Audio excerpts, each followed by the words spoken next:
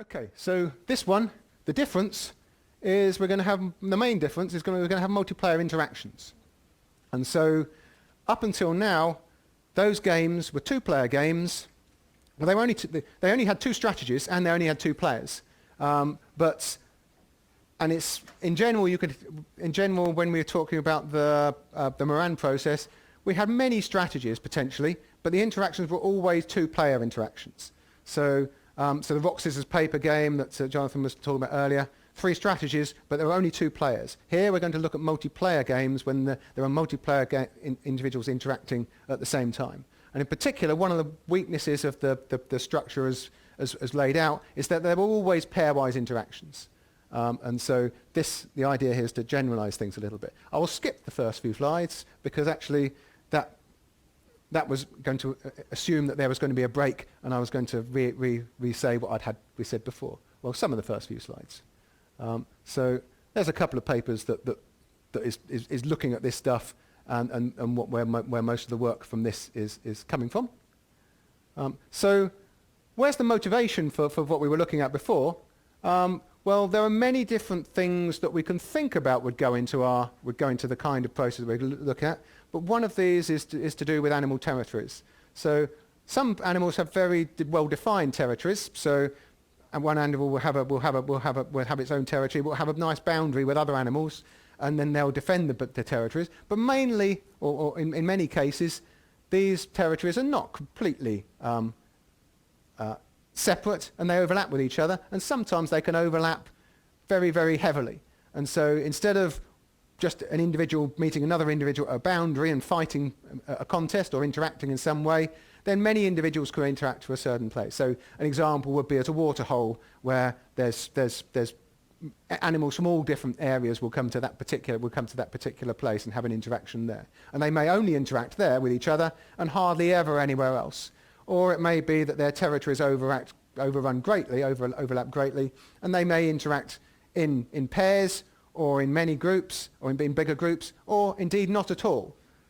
One of the things that happens in the standard games is that you always have these pairwise interactions. And so some of the things that don't contribute are multiplayer interactions, but also the cases where individuals are just on their own. And it would be useful to see how much time individuals spend on their own for the different type of individuals. One of the artifacts or potential artifacts of the evolutionary games, evolutionary graph idea is particularly that guy in the middle and the star is interacting with all of these others, but those are only interacting with the one in the middle in relatively infrequently, you would imagine, because that one's got to interact with them all. What are they doing the rest of the time?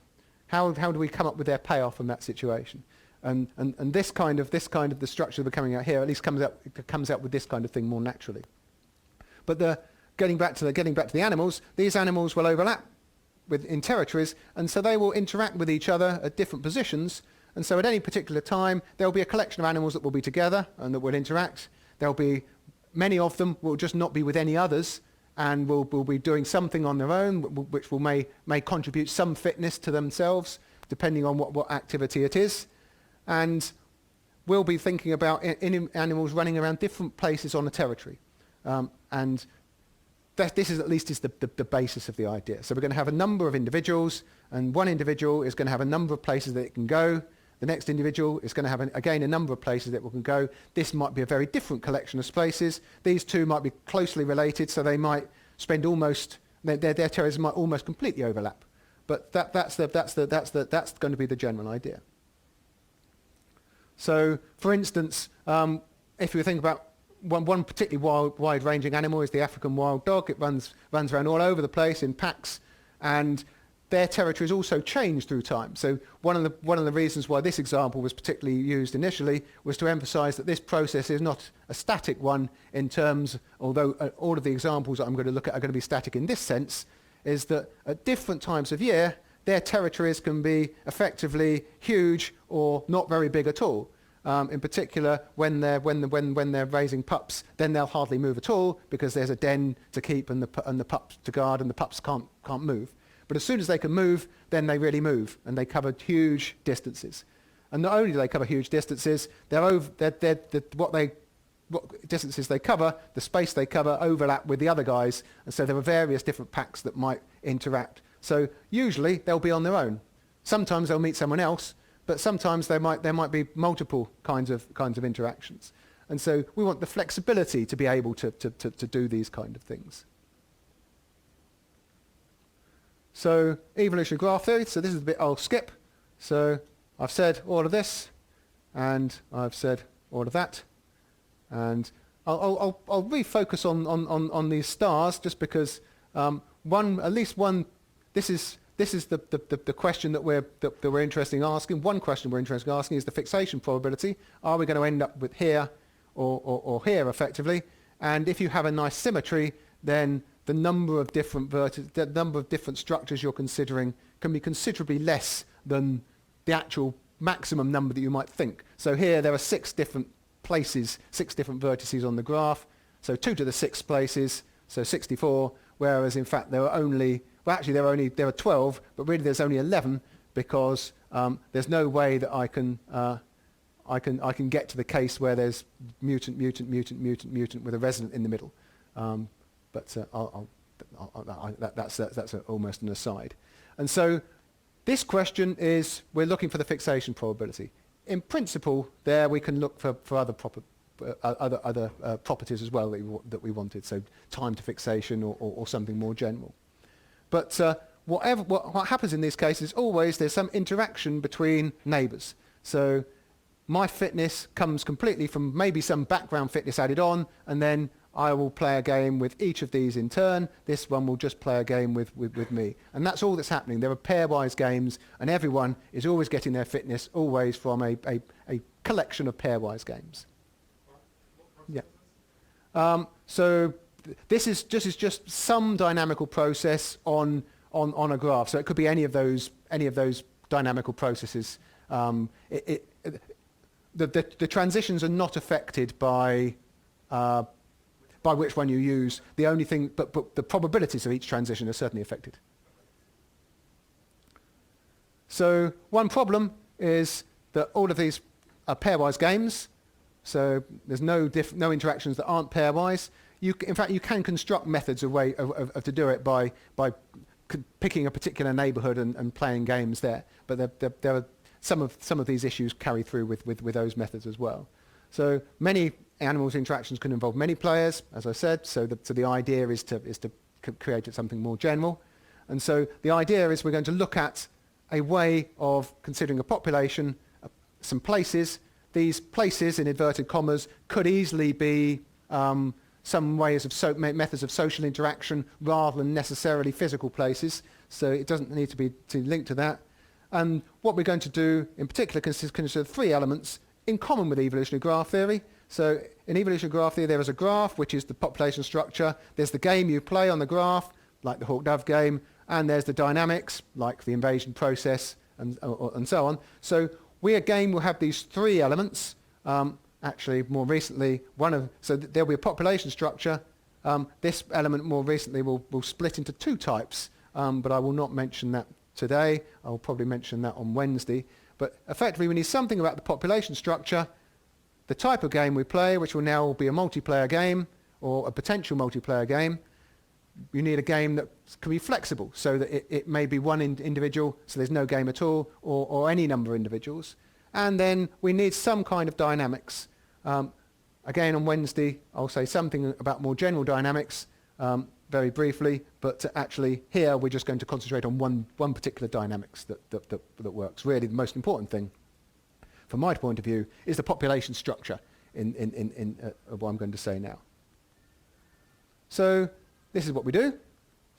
So in its general case, we've got n individuals, so I'm labelling them I1 up to In, and they can go to m different places, P1 up to Pm. So it might be there's a one-to-one correspondence between these if these represent my home, but there might be 100 individuals in 2 places.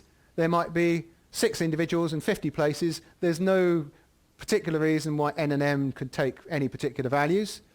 And we've got a matrix which is n by m, and it just represents the location of an individual at any particular point. So xnm taking the value 1 means that the nth individual is at the place M at that particular time. If it takes value 0, it's not there. And it's as simple as that. This could actually be broken down to a single dimension. So this is two-dimensional. It could be broken down to a single dimension. I could just have a vector that says, I could have an index here of which number place I'm at. So I could have, say, xn, and that could be a vector that says place 7, place 14, and so on. The reason why we want to keep it like this is because we're going to assign probabilities to each of these nm positions, and it just is far more convenient to leave this in the same structure as the probabilities are going to be. So we're going to have probability distributions that look like this. So this says this is the probability distribution of the whole group at any particular time. So this x represents this matrix, so it's an n by m matrix. So this tells us where everybody is at this particular time.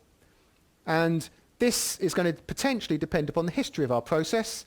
So the property x, capital X of t is equal to little t is conditional on all of the different places where the population was before. So this population of individuals, you could follow each of them, how they all moved, and potentially they could move, there could be correlations between their movement. So 10 of us could move as a herd. So there could be a group of us that always move together, or it could be that individual 1 and individual 2 really avoid each other in some way. So there's some possibility that they don't move, that they move apart. So this x really can potentially depend upon the previous values in an unspecified way at this stage. And this PNMT, we focus on the particular individual. And again, that will be where this is the probability that this individual takes value 1 at this particular place. So this is saying this is the probability that individual n is at space m, and given the history of all of the individuals in the past. And we'll call a home range. I forgot to mention home range before. Home range is where all the individuals, this is effectively the places where this individual can go. And that's indeed what it is. It's the places that at some point I can visit. So if I exclude some places completely that I can never go to, then they'll be outside my home range. So this is just a binary indicator that either something is or is not part of the home range. It's not, say, like a utilization distribution. At this stage, that's right, yeah. So you could define a more complicated version, and certainly you could do it for the simplest models that I'm coming up with. It would be quite relatively easy to do. For the more complicated models, it would be pretty difficult to do. And so this is the simplest. You can always do this, but I say that. I can probably come up with some cases where even that would be hard. But so in general, you can do this, but to do something more complicated, you can do it for the simplest models. So the population is going to follow some random process, and it can potentially depend upon the entire history, but we're going to always at least try and focus on simplifications, because in general, in its entirety, it's just going to be too complicated to do anything. So here are two examples. So if it's history independent of the history, then we're just going to write it in this form. So this is going to mean that at any particular time, this history independent process, everyone makes a decision where to go. And it doesn't depend at all upon where they were before. But they might still be moving as a group. So it might well be that 10 of them suddenly decide to move somewhere and they all move together. So they might correlate amongst themselves, but if it's history independent, then it doesn't depend upon where they were before. So you might have individuals, so the movements in that stage, you might think about individuals have a den where they live, and then during the day they go somewhere, and then they're going back home each time. So they always have the same possibilities of movement. So they're not running around a big space like the wild dogs if you have this kind of independence. And the process is indeed homogeneous if further this doesn't depend upon time. So if it's January or July, then their distribution is just the same. An individual will be, the distribution will be called completely independent if, in fact, everything is independent in the sense that all individuals are just moving completely independently of each other. So not only it doesn't depend upon the history, it doesn't depend upon where anyone else moved either. So I can't see where you're about to go. So we need to make decisions independently of each other and independently of the past. So this is the simplest version, and this is the independent model. There's an intermediate model, or a different model, which we call row independence, which effectively each individual will move independently of all of the others at this particular time, but they will condition on the history in some particular way. And Karen Patney is working on a particular example of that where the dependence is just Markov, so it's where you were last that makes a difference. So I'm like the wild dogs, we're running around the space, but it's only where we were that will make a difference as to where we'll go next. So this is what it looks like. So here are our individuals. So this is the independent model. Here are our places. And so this individual can move to some of these places, but it can't move to others. So I1, I2, up IN, up to I capital N, have all got their separate distributions over these places. And so an event is we all make a movement. And then 3 of us end up at this place, 1 of us is here, no one's here, and so on. And then when we get there, we play some kind of game. And that game could be a multiplayer hawk-dove game, which I'll say something about. It could be a multiplayer public goods game. I don't think I've got anything on that on these particular slides, but there are versions of that we use. And so then you play the game, you get a fitness from that game, and so then the population interacts in that kind of way. And so eventually we accumulate a fitness, and then at some point the population will update in following some kind of dynamics is yet to be specified. So this is the structure. Yeah. So you're playing the game against individuals that are at the same location, or the locations have some sort of graph among themselves? The former. Yeah. So we go there, and I can only play a game against those that are there. Though in fact that's not absolutely necessary. So I mean, okay, we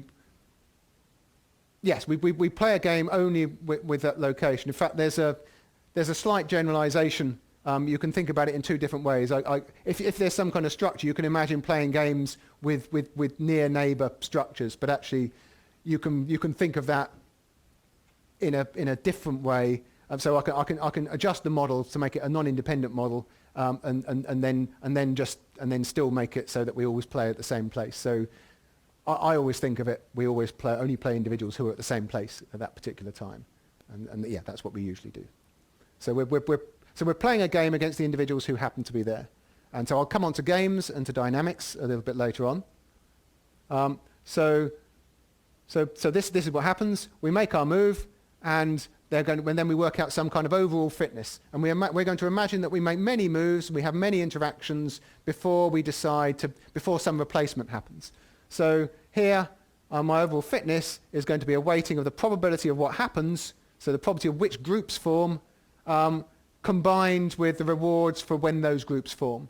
So this probability of X is that combination of all of those different possible moves that can happen. And in particular, it might be the case that it only really matters who's with me at this stage. So my fitness only depends on my group mates. It doesn't matter on who else is scattered around. And then this is where that slight generalization comes in. But let's suppose it just depends on my group mates. And then this is the probability that's important to me. This is what's the probability of a particular group forming at a particular place. So if we're looking at place M, I consider a set of individuals which I'm calling XG. So that's just the numbers of the individuals in a particular group. So I could be saying XG could be 1, 2, 5, 7. So that's saying that individuals 1, 2, 5, and 7 are at this particular place, and all of the others are somewhere else.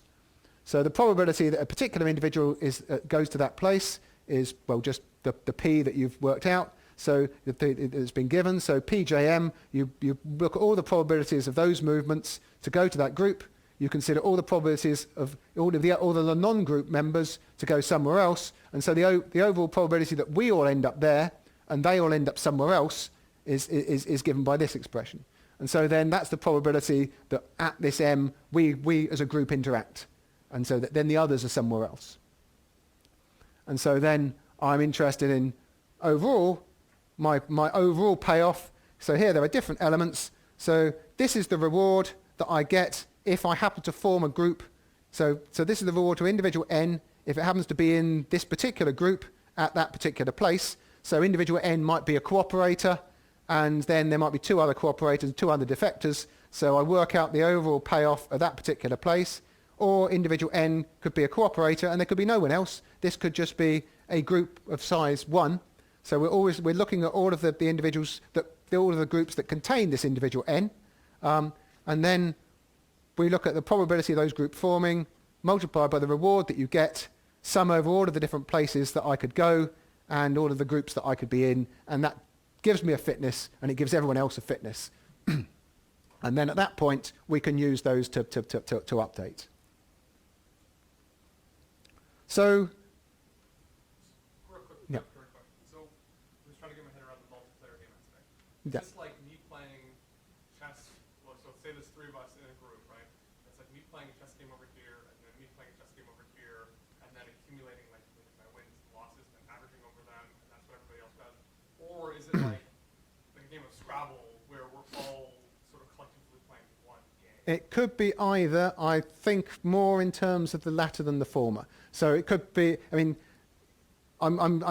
so one way of having a multiplayer game is just adding lots of pairwise games together. Right. But that doesn't have to be that. And indeed, I generally think of it in terms of the example Hawk Dove game will have.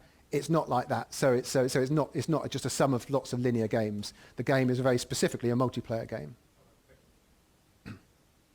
So let's first look at some population structures, some relatively simple ones. So what I will tend to do is flip to the picture and then come back to explain what's going on. So here we have 3 individuals only, and each can move within the shape of a square, and then their territories are going to overlap, and so there are going to be 6 different kinds of things that can happen. So here we are, individual 1 has got this square as its territory, individual 2 has got this square, and individual 3 has got this square. So this is the real physical expression of the case that we're looking at. And then here we have individuals 1, 2, and 3, and the places they can go. So here we're assuming that each individual is just moving to a place proportional to the area of that place. So for instance, this area is twice as big as these, so I2 goes to P4 with probably a half, P5 with probably a quarter, P3 with a probably a quarter. So it's just spreading itself out here. And we're assuming that if I3 happens to end up in this space, that they're close enough to see each other, and they will play some game together. So I3 can be here, can be in each of these 4 positions with equal probability, and so that's quarter, quarter, quarter, quarter, and similarly I1 a half, a quarter, quarter. So this P3, all 3 individuals can be there at once, and so they can play a 3-player game if they all happen to be there at once. Though it could be that I1 goes there and the other 2 happen to be somewhere else, in which case it will play a 1-player game, and we'll decide what 1-player game means. So I2 and I3 can meet here, but I1 cannot get there, and so on. So this picture is represented by this general structure, and this structure corresponds to this matrix of movements. So where 1 has got the properties of half, quarter, quarter, 2 has got properties quarter, half, a quarter to different places, and 3 has got properties of quarter, quarter, a quarter, quarter. And so in general, for the independent model, there's always a matrix like this that tells you wherever you can move, and it always represents a picture like this, and in turn, that represents some other scenario that you've come up with. So this scenario tells you what the pictures should be, and then the model follows from that. So that's what's we call the territorial interaction model. So here's another one, the boundary interaction model. Here, this is more graph-like in the sense that I'm not allowed to invade someone else's territory. We just potentially have fights on the boundary. So here's our individuals. So I4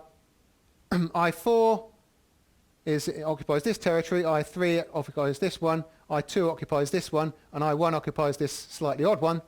And I can move as I2 to each of the potential boundary regions, and I3 can move to each of the potential boundary regions, and so on. And if they meet each other, they can play. And so here they can only have pairwise games. So we don't preclude having pairwise games as an example. So here, but in some sense this isn't the most interesting case because it doesn't do anything that the standard graph theory model wouldn't do, apart from there's one thing that I do want to point out a bit later on, well, in the next slide, in fact. So I2 and I3 can meet here, but potentially I3 goes somewhere else and just misses I2. And so this again gives us this matrix, and so 2/3, 1/3. Let's have a look at I1 again. I1, these I'm assuming it's not going to these particular boundaries. If it did, it would just change the probabilities. But so it's this boundary is twice as long as this one. So with probably 2/3 it goes somewhere along here, and probably 1/3 it goes there. And so then the places here are just the boundaries. So this place is where these two can interact. So the places are places where the objects where these can interact. So I3 and I4 can interact on the boundary between 3 and 4, and that's what we call P3, 4, but I could call that P1, P2, P3, P4, P5.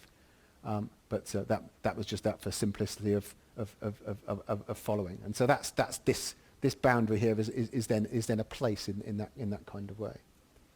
And so then they meet, and so here's a game, and so then what happens is here it's just like this.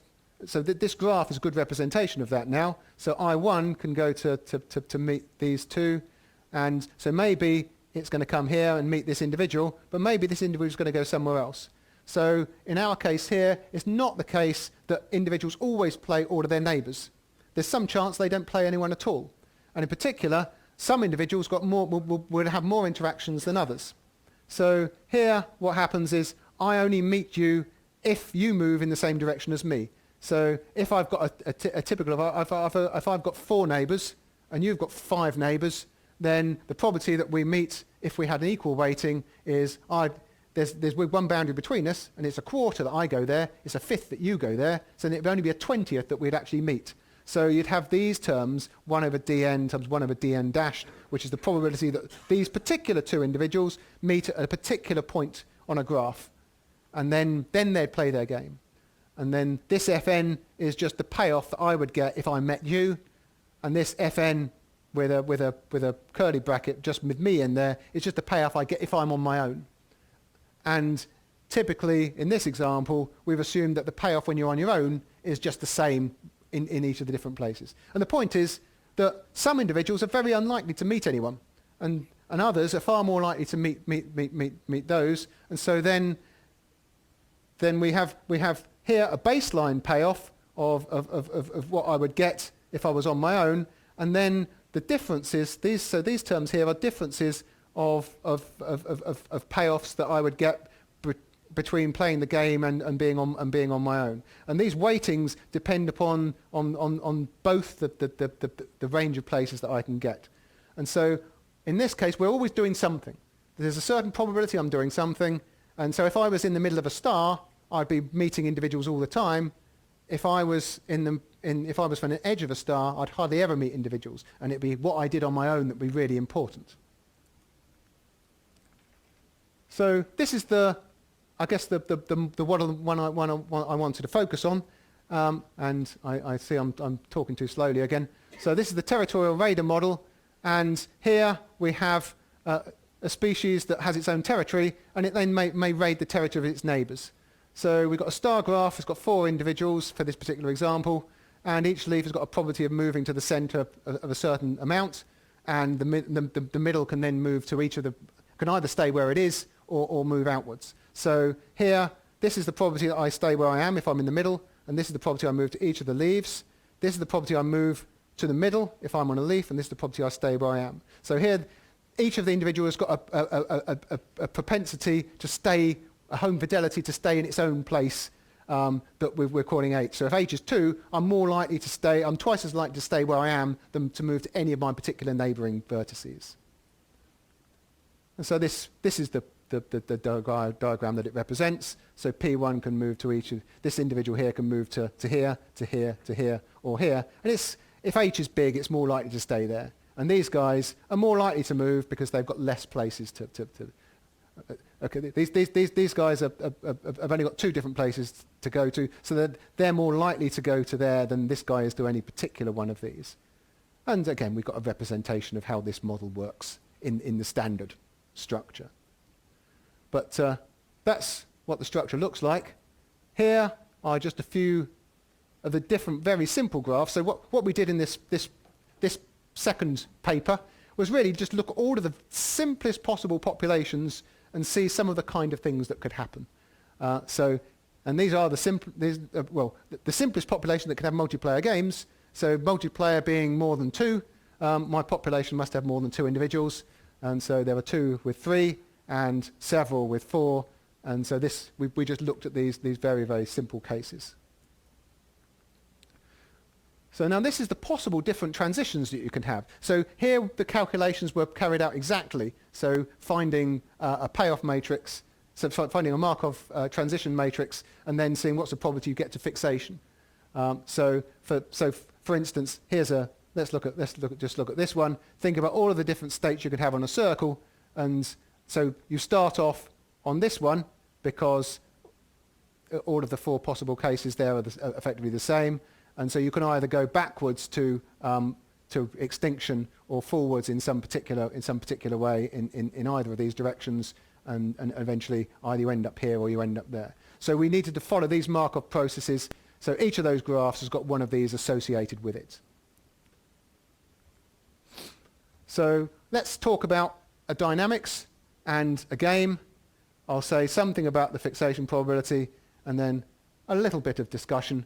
So each of those may get 2 or 3 minutes each. So here's a dynamics. So what I do, so this is the simple standard dynamics that we said before.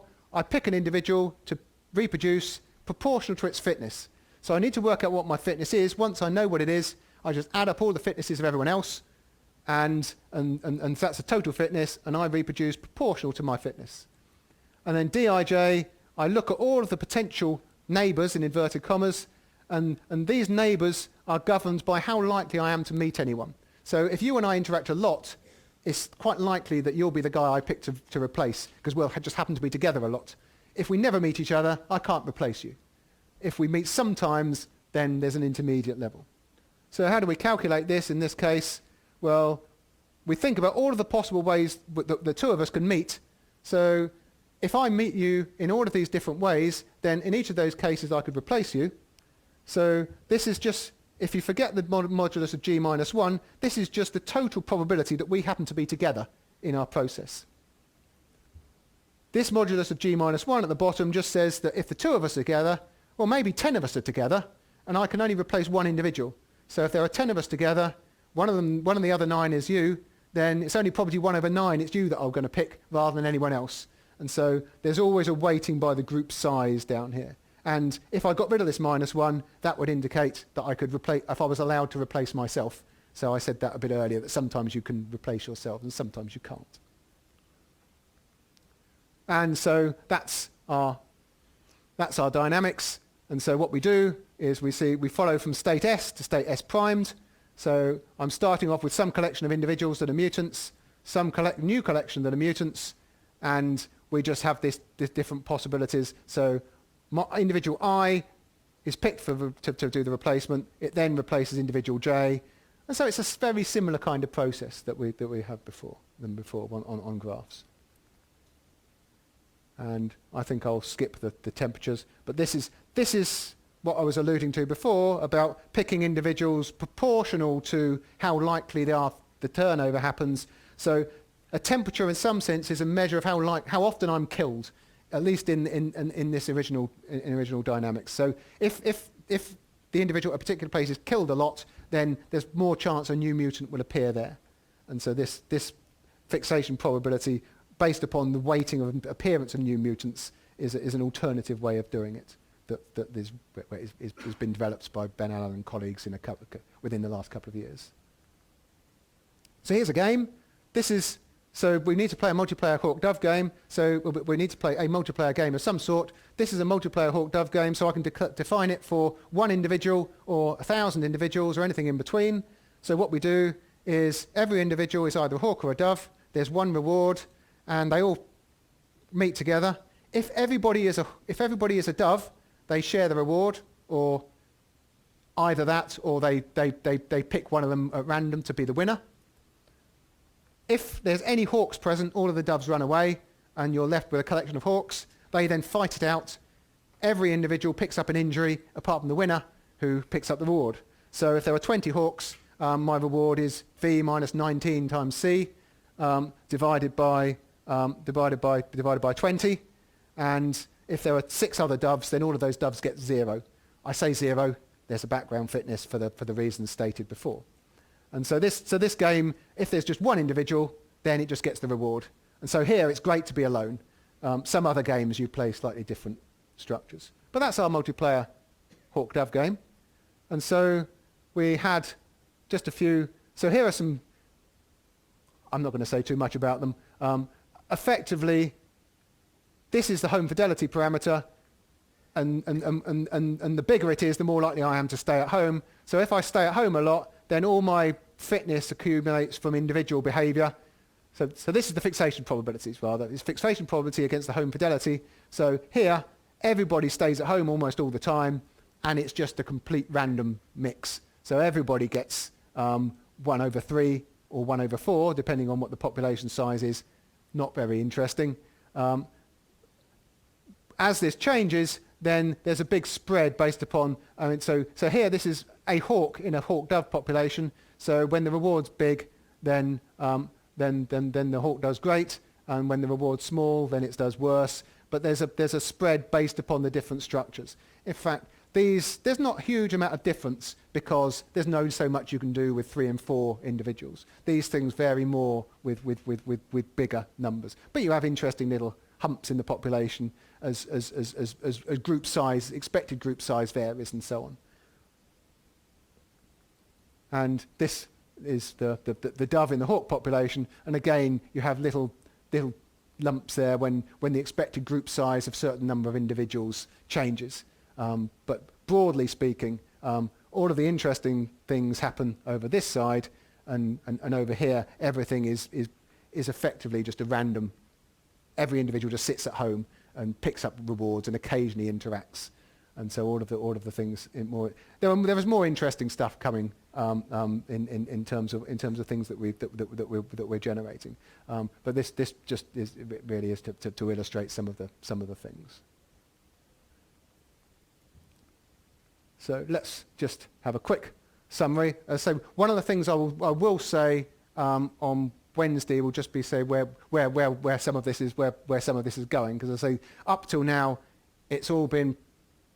All of that is preparation work. In fact, I think Jan will tell us also something more interesting in terms of some of the results a little bit later on. So we've developed a new framework, and it's modelling these game theoretical interactions. The key thing is we have a structured population where multiplayer games can play, and you have a flexibility. So we've got a population structure, and that's the really new thing, and evolutionary dynamics. And there are some new ones of those now, but the original one, there was just one dynamics. The evolutionary game is also new. I'm sure that I thought I'd seen the multiplayer hawk-dove game before, but maybe I just had a discussion about it because I've never seen the game anywhere else. And whenever I go and mention this, I always ask the audience, have any of you ever seen this one here before? I have a nagging feeling I have seen it somewhere, but I can't track it down, and people who I spoke to who were working or active in the 70s and 80s also can't remember it. So if you can find the multiplayer hawk-dove game from earlier literature, I'd be very happy to hear about it. Actually, I wouldn't, because then it wouldn't mean it wasn't us that invented it. But I'd like to know. So they've got these 3 things. So animal territorial behaviour is one potential application. We can also think of more kind of social interactions as an event, so that my structure is not necessarily where I am, but it's my position in a hierarchy. So my relationship to you, who we interact with, and so on. It could be to do with relatedness, and so we're generally trying to find we've got this system which I think is quite flexible, but at the moment we've not really applied it too much. So evolutionary graph theory has is pretty useful and still is a good way of incorporating population structure. The main disadvantage is the standard pairwise games everybody seems to play, and I think there's also a rather more natural way of using the payoffs in our case. So it incorporates the being alone aspect, I think a lot better, which I think is important. I mean, possibly it's as important as incorporating the multiplayer games. Okay, a few results there. I mean, one thing from the results that I didn't really say is this concept of temperature that we considered.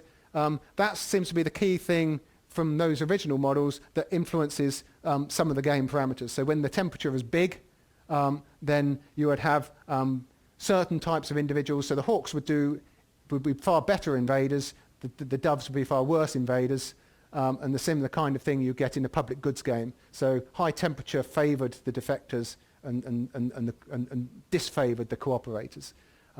That has turned out actually to be a more complicated statement since we've been doing some bigger graphs, and particularly some non-graph type things. But this statement held true until a couple of weeks ago. So but now we have some slightly qualified results on that.